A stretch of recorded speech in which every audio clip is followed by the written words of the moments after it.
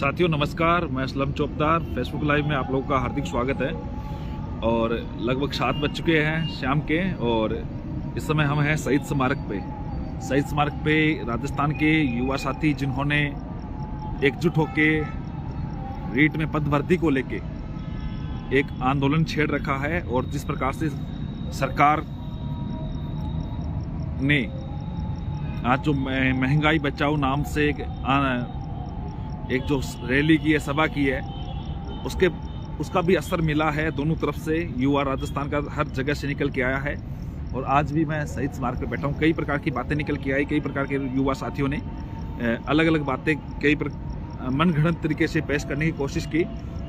शहीद स्मारक पे जितने भी युवा साथी जुड़े हुए हैं, उनका प्रमुख उद्देश्य यही है कि रीट में जो पद है उनमें पद में वृद्धि हो। राजस्थान में लगभग जो प्राइमरी टीचर को लेके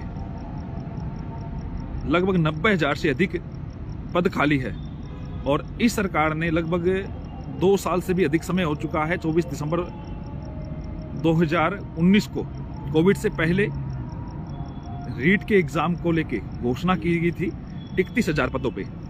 समय निकलता गया, 6 बार एग्जाम कैंसिल हुए, और उसके बाद में पदों की वृद्धि जो की त्यों पड़ी रही। अब सबसे बड़ी बात यह है कि राजस्थान का युवा साथी घर पे बैठे बैठे पद वृद्धि की मांग चाहता है। हर बार ये चाहता है कि वो चीज हो, वो हो। हम सारे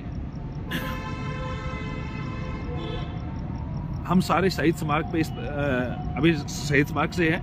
दोस्तों, मैं जो कहना चाह रहा हूँ उस बात को समझे कि पद वृद्धि को लेकर राज्य सरकार के खिलाफ जिस प्रकार से युवा एकजुट हुए हैं, वो एकजुट की सभी को आवश्यकता है। कई प्रकार की बातें आती है, जैसे इन वक्त पे जब आंदोलन चरम पे था तो आंदोलन को स्थगित करने की कई बातें आई, कई और बातें निकल के आई।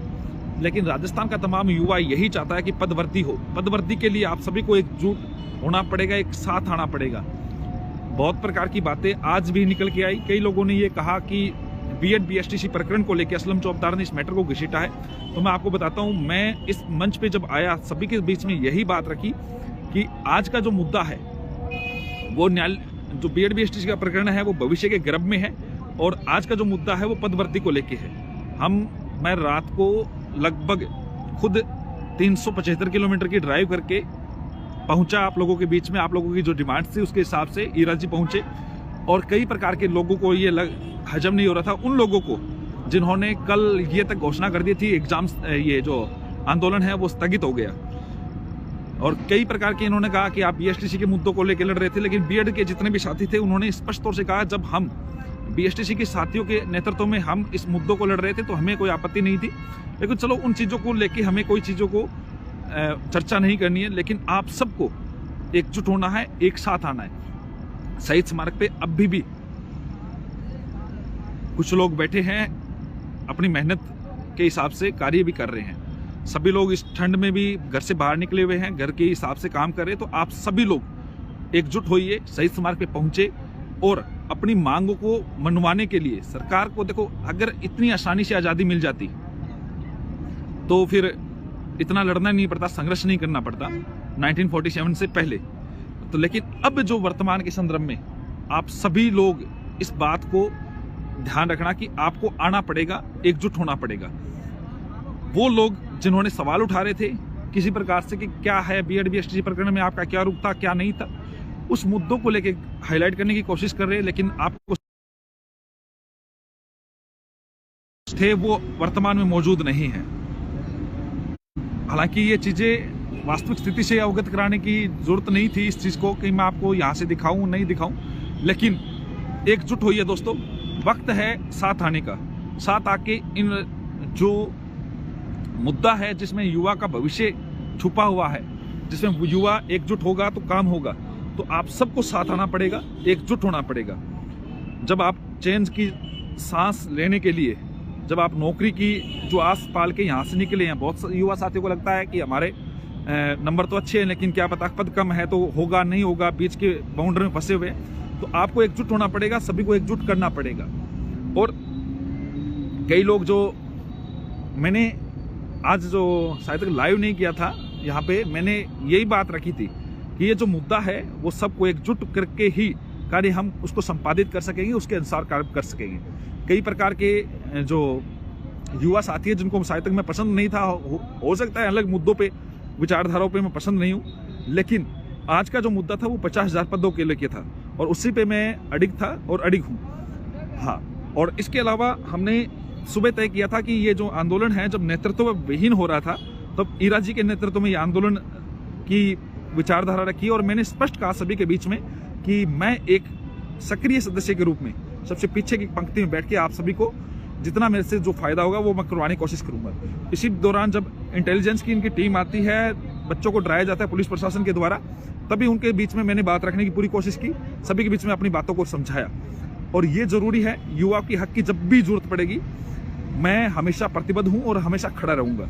और दूसरी बात, कई प्रकार के ये लोग कह रहे हैं कि इनको भगा दिया, ये चला गया, तो ये प्रकार की अनलगल बातें हैं जिन प्रकार से मैं खुद शहीद स्मारक पे अभी भी बैठा हूं और शहीद स्मारक पे पहले भी मौजूद थे।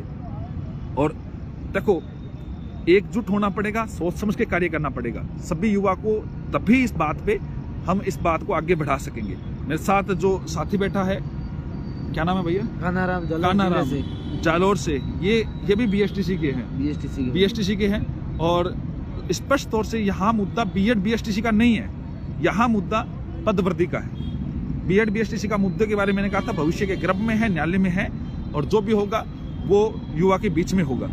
और इन मुद्दों को लेके ही जब युवा साथी एकजुट हो रहे थे, कई बीएसटीसी के साथी जैसे आज ये मेरे साथ बैठे हैं, ऐसे कई साथी जब साथ आ रहे तो कईयों को ये लग रहा था कि कहीं ना कहीं जिन मुद्दों पे हम लड़ रहे हैं कहीं वो खराब ना हो जाए, तो इस प्रकार की विचारधाराओं को प्रभावित करने की कोशिश की। लेकिन आप सब लोग घर से बाहर निकले दोस्तों, आंदोलन खत्म नहीं हुआ, एकजुट होइए, सभी लोग एकजुट होंगे तभी आप लोगों का काम होगा और एकजुट होने पे ही हम आगे बढ़ पाएंगे। हर जिले से घर से बाहर निकले, इस बात को रखे जब आप 17 तारीख को कांग्रेस अपना तीसरा साल बना रही है, तीसरी वर्षगांठ बना रही है। ये बहुत महत्वपूर्ण बात है, ध्यान देने योग्य बात है। 17 तारीख को कांग्रेस तीसरी वर्षगांठ बना रही है, आज तारीख 12 हुई है, 5 दिन है, दिखा दीजिए ताकत, एकजुट हो जाइए और यहाँ पे सिर्फ रीट के पदों की वृद्धि की बात करें और साथ में एकजुट होंगे तो रियल में निश्चित तौर पे आप सफल होंगे।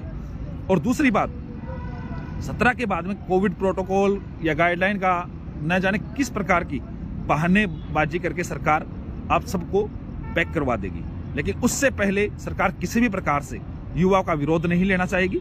तो आप इस बात को समझे, घर से बाहर निकले, 12 तारीख खत्म। कई लोगों को लगा 12 तारीख को रैली से पहले कुछ होगा, वो होगा।